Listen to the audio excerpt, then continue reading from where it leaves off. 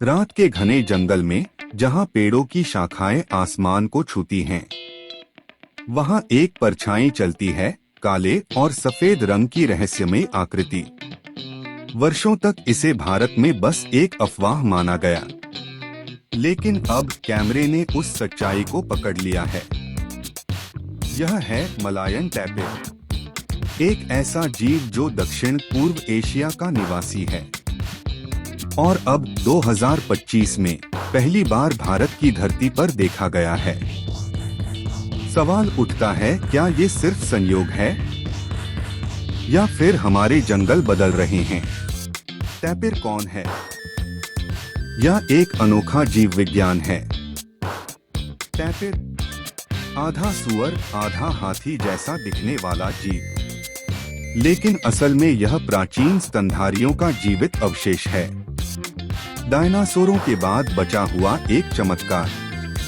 इसकी नाक एक छोटी सी सूंड जैसी होती है, जिससे यह फल सूंघता, खाता और पानी में सांस लेता है। इसका शरीर जंगल में घुल-मिल जाने के लिए बना है, जैसे किसी कलाकार ने छाया और प्रकाश से उसे तराशा हो। भारत की सीमाओं पर टैपिर की पहली झलक साल 2025 अरुणाचल प्रदेश के नामदाफा जंगल में लगे कैमरा ट्रैप्स ने एक तस्वीर भेजी। वैज्ञानिकों ने पहले सोचा शायद यह कोई गलती है, पर जब दूसरी तस्वीर आई तो संदेह मिट गया।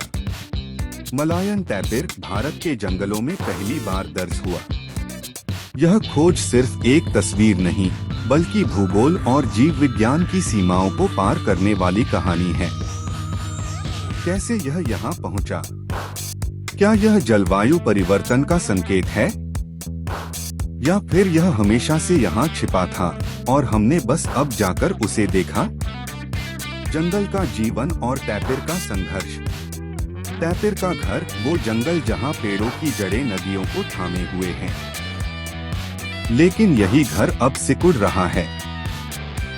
सड़कें, खेती और जलवायु परिवर्तन इन सीमांत वनों को टुकड़ों में बांट रहे हैं।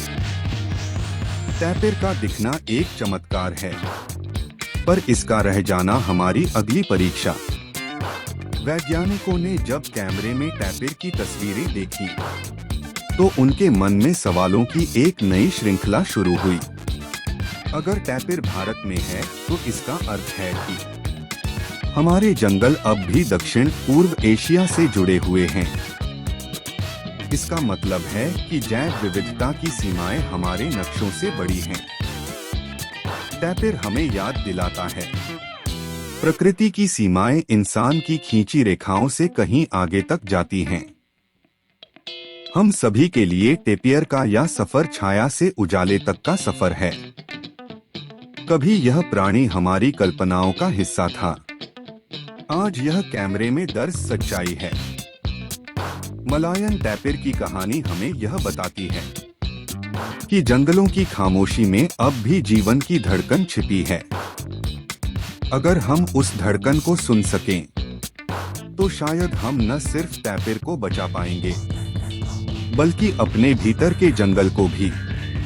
प्रकृति कभी खत्म नहीं होती, वह बस हमारी प्रतीक्षा करती है कि हम उसे फिर से देख सकें।